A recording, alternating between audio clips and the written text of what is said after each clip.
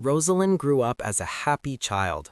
Her dad carried her on his shoulders, pretending to be a horse that shook its mane and snorted amusingly.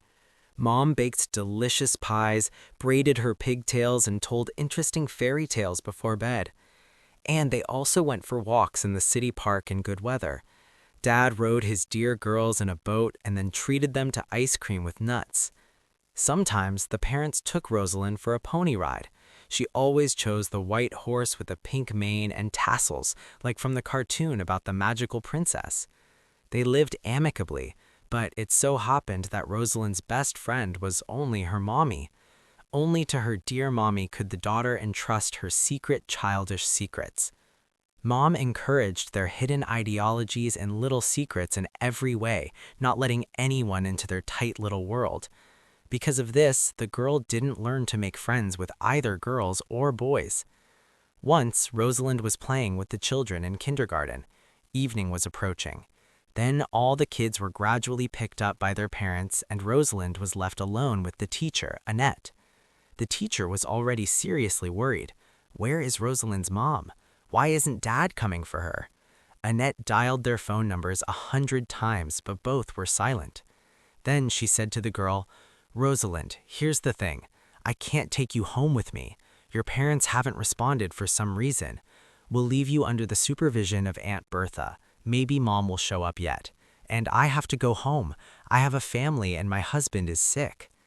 Rosalind just blinked her eyes in confusion. What else could she do? Annette left. She had to leave the child under the watch of the guard. "We'll stay together. We'll read books, okay? And don't you want to eat?" Rosalind silently shook her head, then wrapped herself in a blanket, making a little nest there, and fell asleep. In the morning, the girl woke up and went to look for Aunt Bertha. Morning had come, but no one had come for her. Rosalind heard the rustling of a floor rag. Aunt Bertha was mopping the floors in the children's room and bedroom. Today they would bring the children. After all, it's Saturday. It couldn't be that Mom wouldn't come for her today. Seeing Rosalind, the guard began to wail, "You've woken up, little one, our poor orphan," and impulsively hugged her, sniffling. "You don't have a mommy or daddy anymore." Rosalind didn't understand what was said, but for company, she started sniffling too. Even though it was a day off, Annette came to the kindergarten. She brought the girls several snacks with food and a bag of various candies. She hugged Rosalind, stroked her head. "Stay with Aunt Bertha for now. If they don't come for you, I'll bring you more food tomorrow." It was unusual to wander through the empty corridors where Rosalind was accompanied only by silence. Then Aunt Bertha took her to dinner.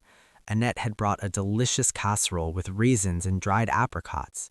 The girl absent-mindedly poked at the casserole, but she didn't feel like eating. Aunt Bertha just looked at her with pity and sighed. Then they went to read fairy tales. Rosalind asked several times, "Where is Mom?" But the guard only sighed and stroked her head. Then Rosalind's mom's sister, Aunt Cheryl, came for her. She gathered her things and took her niece to live in another city. They traveled first by bus, then by train. Then Uncle Clarence, Aunt Cheryl's husband, returned from a business trip. He brought a big pineapple for Rosalyn to try, but she didn't like it much. Her lips tingled from it. The relatives didn't offend Rosalyn. Aunt Cheryl braided her pigtails just like Mom, and Uncle Clarence taught her to make shadows on the wall with her hands. It was called shadow theater. They made an elephant, a swan, a crawling crab, a bunny, and even a snail. Much later, Rosalyn learned that her parents had been in an accident on the way to kindergarten. Dad died instantly, and Mom was taken by ambulance and put in intensive care, but Mom died in the morning without regaining consciousness. Cheryl buried her sister and her husband and then went to the kindergarten for the girl. Why take her to the funeral? So the orphan moved to a new home. Rosalyn was given a separate room. Previously, Hadley, the daughter of Uncle Clarence and Aunt Cheryl, lived there, but recently Hadley had entered university far away in the capital. She came to her parents only on vacations, so she and Rosalyn hadn't met yet. Rosalyn sat in the corner like a mouse and didn't cause trouble for anyone. She loved to draw fairy tale princesses in ball gowns and white ponies. Uncle Clarence brought her a box of colored pencils and a thick album. But then everything changed. Aunt Cheryl and Uncle Clarence often argued with each other. Uncle was dissatisfied that he had to feed an extra mouth in his house. Look, Hadley needs so much, just keep giving, but she's our own. Rosalind imagined such a big mouth, like from a cartoon that smacked its lips and ate a lot, and it needed to be fed constantly. And Aunt Cheryl calmed him. We can't throw her out on the street, she's family after all. Then they closed the kitchen door and continued arguing behind closed doors, but at least it wasn't often. Uncle Clarence went on business trips and might not show up for 2 months from a trip. Then it was quiet and peaceful in the house, although Aunt Cheryl still didn't rush to caress her niece. She fed her, washed her clothes, and that was it. Hadley came, fashionable and bright, noisy. She treated Rosalyn to a chocolate bar. But then Aunt Cheryl said she didn't want to crowd each other and stopped coming. She said it was more convenient for her in the dormitory. Rosalyn sighed. It seemed to her that all the troubles in the relative's family were connected with her presence in this house. She had nowhere to dress up. When Rosalyn got her passport, she told Aunt Cheryl that she was returning to her hometown. Uncle Clarence, as always, was away on a business trip, and the beauty Hadley wasn't there either. She had gotten married and settled in a spacious apartment with her husband and didn't appear at the parents'. In short, no one tried to persuade Rosalyn to stay. She wanted to leave as soon as possible and packed her things. Aunt Cheryl didn't object. The girl is an adult, independent. She can live as she wants and has the right to. Aunt Cheryl didn't go to the station. She gave Rosalyn money for a ticket and goodbye. You'll get there yourself? Aunt Cheryl asked the routine question. What did she mean, to the station or from the station upon arrival? In any case, she nodded. I'll get there, thank you. She wanted to hug her aunt and say goodbye. She was leaving forever, after all, but she didn't show any desire to hug. Rosalyn left their house, which had been her home for several years, as if she had just gone out for bread, and the aunt slammed the door, and the relatives forgot about the niece's existence. Rosalyn was grateful to them anyway. After all, she lived in a family. They didn't raise her in an orphanage. Arriving home, Rosalyn discovered that strangers were living in the apartment. It turned out that the sly neighbor, Delphina, had broken the seal and rented out Rosalyn's housing to tenants. Oh, I wasn't expecting you so soon, Rosalyn dear. Oh, all grown up. But don't worry, the tenants will move out tomorrow. But how could you let tenants in? Rosalyn was puzzled. And where am I supposed to go? Well, stay with me for now. We can't throw people out at night. Rosalyn spent the night on a creaky cot at the neighbor's, almost on her fists, but when she returned in the evening, it turned out that no one had moved out and the apartment wasn't vacated. How so, Delphina? You promised to free my home. Tomorrow, Rosalind, tomorrow, for sure. But Rosalyn started ringing the doorbell until they opened. Then she just walked in and sat in the room. Here are my documents. Familiarize yourself. So, I'm not moving from this spot. If you don't leave in half an hour, I'll call the police. And she crossed her arms and indeed sat on the chair until the tenants gathered their things. In the end, there was a small mishap. The tenants mixed up and gave the money for this incomplete month to Rosalind instead of Delphina. Delphina even hiccuped, but what could she do? She had missed it. And anyway, she had been taking money for free all this time, so the unexpected profit for the girl came in very handy. Having received lessons in cutting and sewing, Rosalind started sewing dresses and blouses for herself on her mom's sewing machine. Fortunately, nothing in the house was lost, including the machine. In school, in home economics classes, more precisely the subject was called technology, they were taught to build patterns, sew aprons and blouses and skirts, even nightgowns.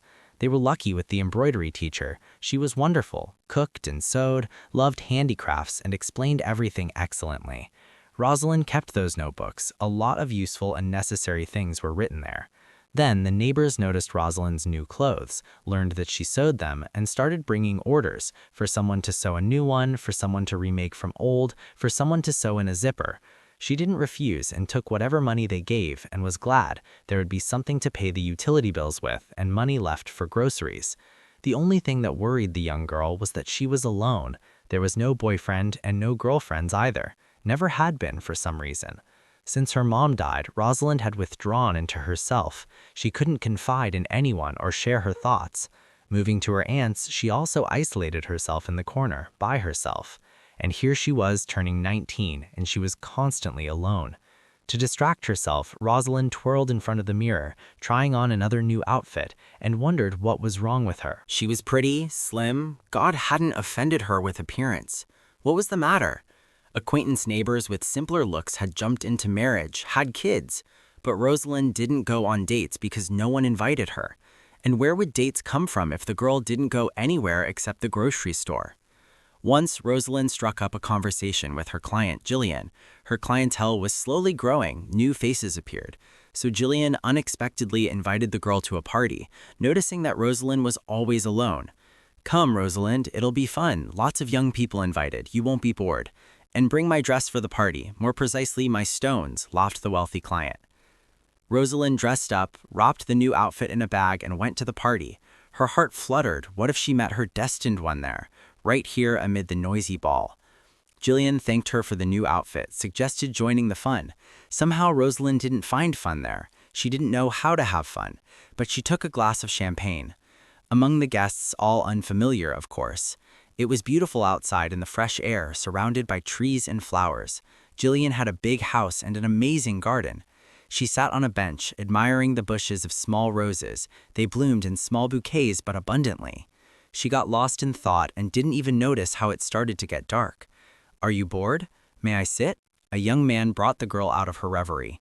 "Yes, please. I'm not bored. I'm admiring the flowers," Rosalind replied amiably. "My name is Casper," the guy introduced himself, "and I'm Rosalind. Nice to meet you. Are you a friend of the hostess?" "No, just a random guest," Rosalind shrugged. "Then let's randomly drink to our acquaintance on Bruderschaft." They drank on Bruderschaft. Only now did the girl notice a bottle of wine in the stranger's hands, which he pulled from his pocket. They moved to a secluded corner of the garden behind a honeysuckle bush, and he kept pouring into their glasses. Casper told her jokes and funny stories.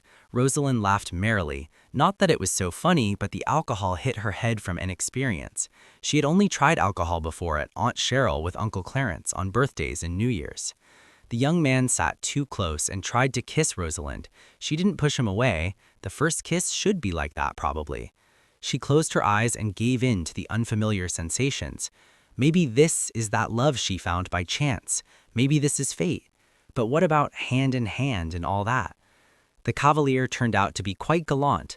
He escorted Rosalind to the gate and put her in a taxi he called. She gave her address and he promised he would definitely pay a visit. "Definitely. I'll bring a cake tomorrow." Rosalind fluttered like on wings. She cleaned the house to a shine and put a dozen snacks in the fridge. She took a bubble bath, did a fancy hairstyle, lined her eyes, put on an evening dress. She had sewn such a thing for herself for the first time in her life. It came in handy. She wanted to be the most beautiful for him. But the girl prepared in vain all day for the dear guest's meeting. Casper didn't come that evening, or the next, or all the others. Time passed. The meeting with Casper behind the honeysuckle bush. Honeysuckle bush began to seem like an unreal adventure, a night dream. Rosalind couldn't even properly recall her casual lover's face. They had drunk wine then. Dusk fell on the city. Her head was buzzing. Gillian's house was brightly lit, but the garden was covered in gloom. Then he put the girl in a taxi, promising to come tomorrow. He lied. Then Rosalind asked herself, maybe he wasn't Casper at all? Well, life went on. Rosalind submitted documents to college for tailor cutter. She liked creating new styles and sewing, so she couldn't imagine another profession for herself. She learned that if a cutter masters all operations perfectly, she can work in a group serving a modeler or create exclusive pieces, the first samples of models from the modeler's collection. Rosalind imagined what prospects would open before her when she became famous. But it turned out the girl became not famous, but pregnant. She couldn't inform the child's father of the joyful news. She didn't know where to look for Casper or not Casper. It's possible the guy gave a false name for a fleeting connection, and he might even be married. Rosalind's pregnancy went well until the 7th month, and then sudden labor happened, and it was difficult. The doctor's verdict was harsh. Your girl was born extremely weak, severely premature, with pathology, and clearly won't last long. Prepare for the worst. The women in the ward somehow took an active part in Rosalind's fate. Here's my advice. Better not suffer and immediately write a refusal of the child. Do you need a disabled child? Let the state take care of it if the child survives. I'm advising for the best. One advised, the others nodded along. Rosalind had no one to consult with, no help to expect from anywhere. So she gave in to the persuasions, thinking that alone she couldn't cope with a sick baby. She wrote the refusal, thinking the child was dying. Returning to the empty apartment, Rosalyn cried every night. Depression gripped her in a vice. What was happening in her life? No parents, no friends, not even a single girlfriend. Even relatives disowned her and forgot about her. Was she really doomed to loneliness? It seemed so. There were practically no chances for Rosalyn to break out of this vicious circle. Graduating college with honors, Rosalyn entered the University of Industrial Technologies and Design, then started working in a fashion house. She received a good salary, and at home she didn't stop serving clients, so there was enough money. One trouble: loneliness, from which she wanted to howl at the moon. Nights seemed endless. Rosalyn tossed in bed, then drank jasmine tea looking out the window. When would dawn start to break and she could cut patterns and then sit at the sewing machine, not in the middle of the night lest she disturb the neighbors with the machine's rattling? She drank tea and quietly watched TV in the kitchen. They were showing a documentary about an orphanage. Flashed on the screen, and Rosalyn felt so sorry for them, the orphans, that she decided to adopt one of these kids. She went to talk to the director to find out what documents to submit. Then she came to look at the children. 3 girls and a boy immediately rushed to Rosalyn with joyful cries. "Mom's here! Who did Mom come for?" Rosalyn squatted by her bag and started taking out candies to treat the little ones. Suddenly, she heard a ringing little voice. "This is my mom. Mine. She came for me." Raising her eyes, she saw a thin girl with ponytails sitting on the windowsill. Her heart skipped a beat. This little girl she would adopt. "She's mine." They processed the documents, and soon Rosalyn brought the girl home. The little girl was named Elowen. One thing bothered Rosalyn. The birth date on Elowen's birth certificate matched the day of her own birth. A coincidence. Rosalyn tracked down the doctor to whom she had written the refusal from the child. She talked and was stunned. It turned out the girl didn't die. When she came to, they transferred her to the baby home. The further fate of the newborn was unknown. She went to the clinic where they did a DNA test. No doubts remained, 100%. Rosalyn adopted her own daughter, whom she had refused out of youth and stupidity. Elowen was an exact copy. The same thin neck, big eyes, the same lips and upturned nose. Only the eyes were brown chocolate, and hers were blue, surely inherited from the father, the almost stranger whom she wouldn't recognize if she met. Rosalyn looked at Elowen stacking a tower from bright blocks on the carpet and understood that she had finally gotten rid of the gnawing feeling of loneliness. Elowen immediately started calling Rosalyn Mom, and there was no adaptation to each other. But the girl wanted a real family with Mom and Dad. She often asked why they were alone. "Where is my dad? When will he come back? Soon?" "He won't come back," Mom sighed sadly. "And don't pester, please. Better put on the kettle. We'll have tea with marshmallows." "But that's not how it is, Mommy. All kids have dads. Maybe we need to call him. Maybe he doesn't even know we're waiting for him." "I don't want tea. I want to call Dad." "Okay, call then call. Put on your sweater." And they went to call. The payphone was on the corner of the neighboring house. Mom and daughter stood by the payphone and started calling. Since they didn't have a number anyway, they started calling at random, pressing any buttons. Mom put her daughter on the shelf where bags are placed so she could reach comfortably, and Elowen loudly asked into the receiver, "Are you my dad by any chance? We're trying to find our dad, but he can't be found." "Girl, stop fooling around." Suddenly someone croaked angrily, "I'm an auntie, and now I'll call the police." Elowen got a little scared, slamming the receiver from surprise. Both were startled. But Mom calmed her. "She won't call. Don't be afraid. Just like we can't find Dad among a multitude of numbers, the unfamiliar auntie can't find us." "Can I call?" "Excuse me, you've been calling for half an hour already. Is this some kind of game?" A voice sounded over her ear. "We're not playing. We're looking for our dad," the girl explained patiently. "But why are adults so slow?" "Let's go. We really should. Excuse us, please." Mom picked up Elowen in her arms along with the bag and accidentally tore off the handle. She pulled too hard. It got caught. "Ugh, and this too," Mom sighed. She put the dot on the sidewalk and bent down for the bag, but at that moment, this man grabbed the bag. He wanted to help.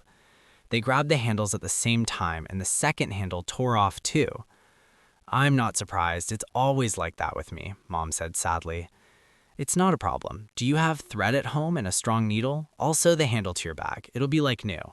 My name is Lorcan. I can show my passport if needed. And why do we need his passport, Mommy? Elowen interjected. To check he's not a bandit. No need for a passport, Lorcan. Let's go. We live nearby. And Uncle wanted to call still, Elowen reminded, but he waved his hand. Not urgent. I'll call later. Let's go. Elowen took Lorcan by one hand and Mom by the other, and they went home together to fix the bag. Along the way, the girl reasoned, Mom and I need to find a dad like Lorcan so I can ride on their hands and parents watch so I don't fall. And Elowen rode on Lorcan in Mom's hands when they arrived at the door. It turned out Mom couldn't open the lock. Oh, it always jams. We should have called a locksmith long ago. They entered the apartment, but when the woman closed the door, the handle broke. Rosalyn stood in the hallway bewildered, holding the broken handle in one hand and her bag with torn handles in the other. Can I turn on the light? Lorcan asked. Yes, of course, right now. Rosalyn went to the dresser and pressed the switch. There was a crackle and the bulb went out with a loud pop. Oh, how neglected everything is, Lorcan chuckled. I hope nothing else in the house breaks or explodes. But I live alone. More precisely, the two of us. There's no one to help us fix things. We need to fix a lot. For example, well, the latch on the balcony door and the lock on the bathroom door and also the cabinet door in the kitchen. It falls off. Rosalyn listed quieter and quieter, then fell silent and blushed. Let's start with turning on the light in the hallway to fix the door lock and then everything else as problems arise. Elowen stared at Lorcan and he smiled at her and winked. She liked him very much. She needed such a dad, fun and with dimples on his cheeks. From them, the smile becomes mischievous.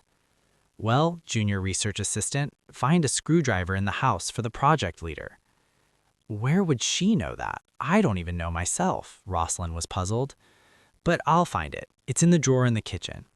And Elowen skipped off to the kitchen, then ran back just as quickly, handing him the screwdriver. You have a very talented child, Mommy. Now the junior research assistant and I will fix the switch and you can put the kettle on for us. It wouldn't hurt to snack a bit after righteous labors, said Lorcan. After the switch, he fixed the handle on the door and lubricated the lock. He fixed not only the latch on the balcony door and the cabinet door in the kitchen, but also the lock in the bathroom. Then he sewed the handles. Accept the work, hostess. It holds firmly. Thank you so much. And I have everything ready. Please come to the table. Lorcan washed his hands and entering the kitchen was surprised. Wow, you've organized a whole buffet. I thought just a snack, but here it's turning into a feast. Mom had managed to make apple pie, vegetable salad, vinaigrette, cheese and egg salad, and a whole mountain of various sandwiches. Sit at the table. Actually, I managed very little. The vinaigrette was already ready and the baked chicken with vegetables too. She just took it out of the oven and reheated the chicken. Lorcan was conquered. When he left, he said that the latch on the balcony frame needed fixing and the faucet was leaking a bit. I'll fix it later. See you tomorrow, girls. He carefully closed the door and Rosalyn looked at it puzzled. See you tomorrow, just like that. Elowen brought her out of her reverie. So is this Lorcan my dad, Mommy? Such a dad suits me. Hooray! Then on Saturday we'll go to the park to ride ponies. Not excluded. Such a dad suits them.